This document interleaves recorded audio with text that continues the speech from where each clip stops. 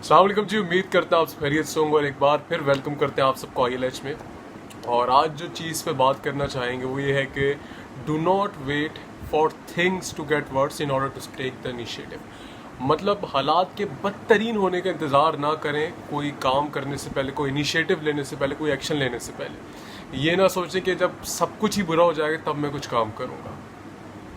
इसके लिए हम अपने सेशन में एक बहुत ज़बरदस्ती स्टोरी सुनाते हैं और वो स्टोरी ये है कि एक बुढ़ा आदमी बैठे हुए होते हैं चेयर पे और बात उनके साथ ही एक छोटा सा कुत्ता बैठा होता है। वो चीख रहा होता है, चिल्ला रहा होता है और एक इंसान जा रहा होता है करीब से ही। वो उन अंकल से पूछते हैं ये क्यों चिल्ला रहा है, आप उसकी मदद क्यों नहीं करते।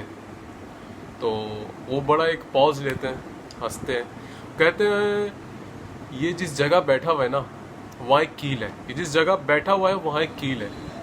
तो उसने पूछा इंसान ने कि यार जब कील है तो उठ क्यों नहीं जाता।